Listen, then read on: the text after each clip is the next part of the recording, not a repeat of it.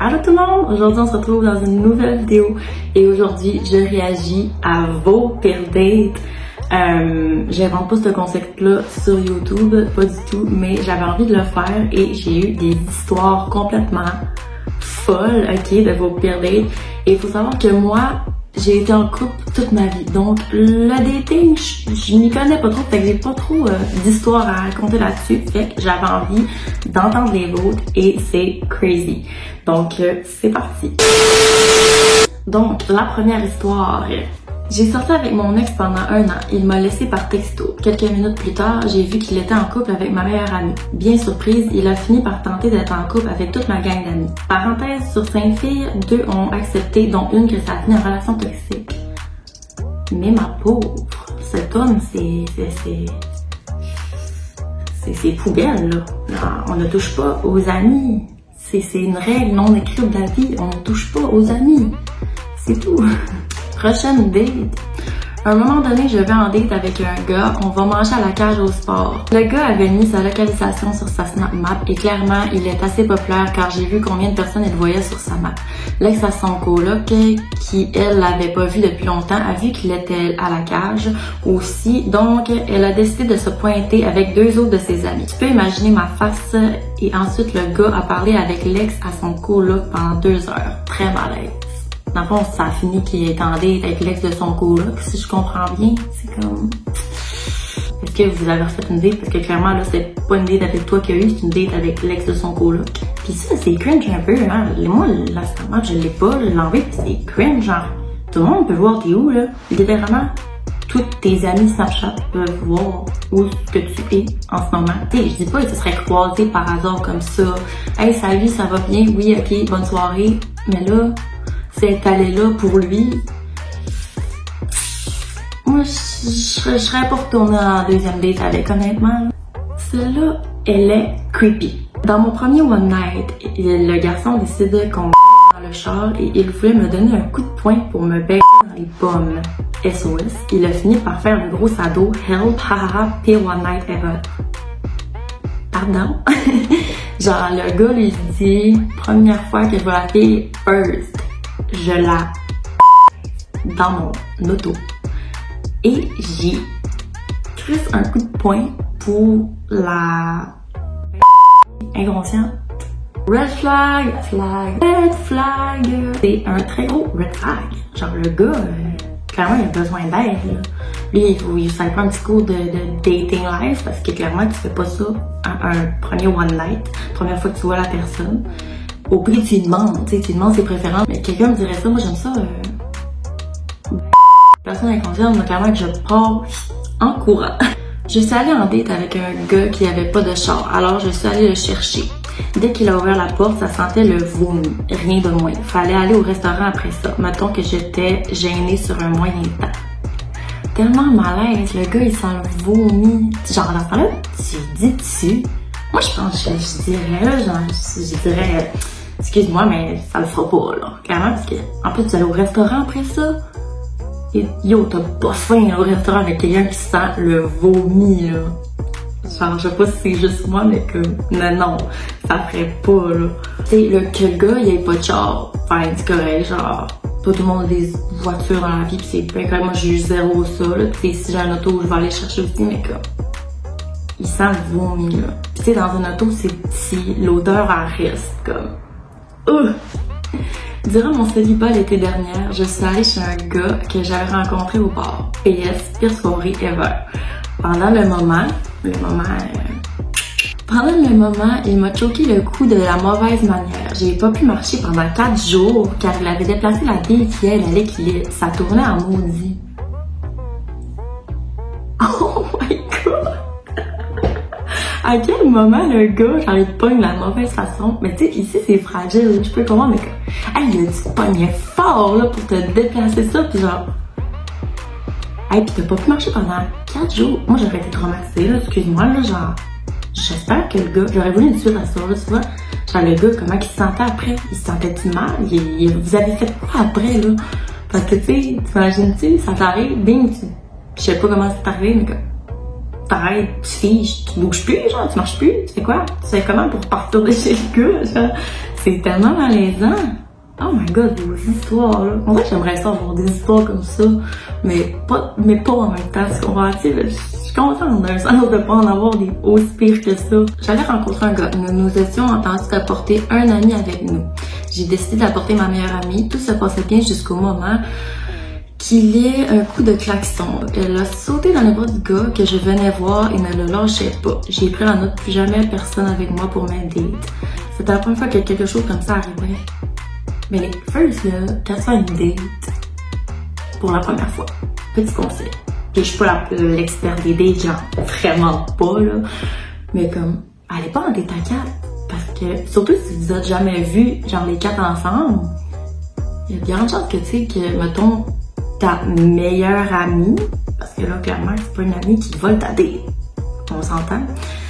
Elle trippe peut-être plus sur l'autre gars que toi, tu vas voir que sur sa date à elle. C'est pour ça qu'une date à 4, là, c'est pas une bonne idée. Je conseille, là, allez en date à 2, puis après, faites-vous des amis en commun, puis allez, faites des activités à 4. Parce que des fois, ça peut switcher, ça peut être bizarre, tu sais. J'ai rencontré un gars sur Tinder. Il était full mon genre. Après quelques temps, on décide de se rencontrer. Alors, je fais 1h15 de route pour aller le retrouver chez lui pour ensuite aller au restaurant. Tout se passe super bien. Pendant qu'on mangeait, il m'a dit qu'il devait me parler de son passé si on voulait continuer plus loin. Bizarre. J'étais surprise mais super ouverte à ce qu'il allait me dire. Turns out que le dude était un ancien trafiquant de drogue et qu'il avait fait de la prison pour plusieurs choses. Et qu'il est encore reconnu dans la rue pour ça et que tout le monde dans la ville le sait. J'ai terminé la date mais ça n'a pas été plus loin. Hahaha. Je comprends. C'était peurant un peu dans cet trafiquant de drogue. Tout le monde a un passé. Okay? Je peux comprendre, je sais pas quel âge que vous aviez et tout. Mettons, je sais pas, je vendais à quelqu'un de 30 ans, il y a un passé, c'est sûr qu'il y a un passé, tu sais. Mais là, est-ce que son passé le suit toujours? Est-ce que... Mais effectivement, moi, ça m'aurait fait peur aussi, là. Je serais prendre un café avec une fille rencontrée sur Tinder. Elle arrive, ok, elle n'est pas mon genre à personne, mais on peut quand même discuter et passer un bon moment. Et non, la fille, elle ne parle pas. Elle s'assoit avec son café, elle me fixe et elle reste silencieuse. Il y a que moi qui parle. Je lui pose des questions sur elle-même, pas de réponse. Désespérée, je lui parle un peu de moi, pas de réponse. Je commence à me sentir bien mal à l'aise. Ben, je te comprends. Moi aussi, je suis un peu malaisée. Je commence à me sentir bien mal à l'aise. Donc, au bout de 15 minutes, je fais mes adieux, je règle le café et je me barre. Des chelous, mais au moins, c'est terminé. Mais non, c'est pas terminé car pendant que je parlais de moi, j'ai lâché une info. Le fait que je travaillais dans un bar et le nom du bar. Le lendemain, elle s'y pointe. Elle reste au comptoir toute la soirée à me fixer, toujours en silence. Pareil pour le jour d'après, et le jour après ça, et le jour après ça. Après presque 2 semaines, je lui demande de ne plus venir car elle me rendait très mal à l'aise. Bien plus tard, une amie à moi a eu une rencontre Tinder avec la même personne. La fille a passé leur date à parler de moi et raconter à quel point elle avait été amoureuse qu'elle n'osait pas me le dire. Je ne comprends rien de l'humanité parfois. I guess que la fille était vraiment gênée avec toi, peut-être, mais comme, de là à ne pas parler et à ne pas te répondre, c'est assez cringe. Puis là, qu'elle vienne te voir, hey, ça me fait vraiment buzzer, là, genre, la fille, elle vient te voir sur ton lieu de travail. T'es comme, t'as eu ta chance, là, genre, genre, va-t'en, là. Ma pire date Tinder, parenthèse, le gars sur cette photo ne se ressemblait pas du tout. Première déception, il me faisait à souper, donc je me disais que je partirais sans doute après, mais tout en parlant, je me rends compte qu'on n'est pas compatibles. Il se vantait sur des choses qui sont futiles pour moi, style son condo et plusieurs biens qu'il a. Il se cherchait une fille de luxe super impressionnable, bref, tout sauf moi. Il me cuisine un tartare, donc on a bien mangé. Après le souper, on va au bar voir des amis qu'on avait en commun. Je me dis bon, enfin. En sortant dehors, il me demande de deviner quelle est son auto. Pour que je sois impressionnée, sans doute, il avait une BMW. On arrive là, il n'avait pas amené ses cartes, se fait donc carter. Fac, on doit repartir. Rendu chez lui, on remonte. Je voulais prendre mes choses et partir. Il me dit bon, fait que je vais aller dans la douche, tu viens. J'y ai dit que je vais chercher mes choses dans mon auto. Je suis partie. Le lendemain, il m'a écrit pour me dire qu'il ne me voyait pas plus qu'en ami. Ah ben, tu sais, techniquement, c'est pas une pire date. Genre, il n'est pas arrivé rien de vraiment cringe, sauf qu'il n'y avait pas ses cartes. Mais le fait que quelqu'un parle de son argent, ses biens, moi ça, first of all, c'est comme quelque chose qui est comme, tu sais, arrête de te vanter, moi c'est ta personne que je veux voir. T'as bien pas avoir tout l'argent du monde si t'es pas une belle personne, tu comprends? Genre, fait que dans le sens, c'est bien qu'il te voit juste en ami finalement après cette date. Ok, so, celle-là, elle est terrible, genre, pauvre gars. So, l'année passée pour la Saint-Valentin, j'ai invité une fille que je trouvais cute à aller au resto le 14 au soir. Puis je lui ai dit, choisis où est-ce qu'on va manger, c'est moi qui paye. La fille a choisi le Saint-Hubert, toi chose. Puis là, c'est pas tout. On mange tranquille puis tout. Mais là, je vois que la fille est pas trop à l'aise. À un moment donné, son téléphone sonne. Puis je vois que c'est louche, you know. Puis là, elle dit à la personne au téléphone qu'elle est chez son amie pendant qu'elle est assise à la table du Saint-Hubert à manger une demi-poitrine. Là, j'attends 5 minutes. Puis elle finit par dire, je vais revenir pas plus tard que 21h, babe. Fait que là, moi, je cache qu'elle est en couple, la conne. Oh my god. Fait que là, j'y ai dit que c'est ça, tu sais, puis elle a dit c'est juste un ami, I mean, girl.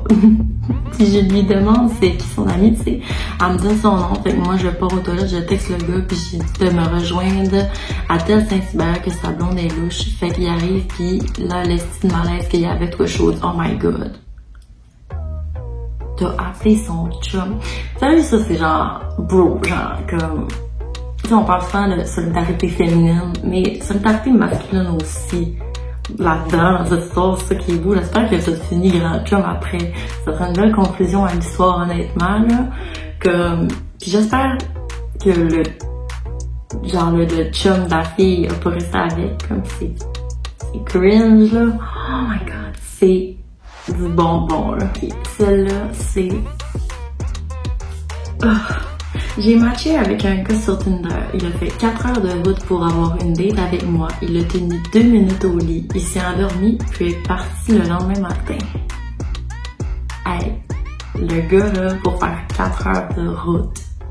C'est parce qu'il te voulait, ma chum, là. On s'entend, hein? 4 heures, là. Genre, comme, j'ai un peu de pitié pour lui. Tu sais, il est précoce, pas petit, genre. Mais, tu sais... J'aurais pu comprendre l'excitation la première fois, elle te trouve super belle et tout, mais comme, regarde, je recommence après. Oh mon dieu, que c'est malaisant. Je parlais à un gars depuis 3 semaines sur Tinder et le gars en question me propose de venir chez lui. Il habitait proche de Laval et moi j'habitais sur la rive sud à ce moment-là. Ça prenait environ 1h20 se rendre. J'ai décidé d'y aller. Ça allait vraiment bien par texto entre nous deux. Je me suis perdue en chemin, donc ça a pris plus de temps à me rendre.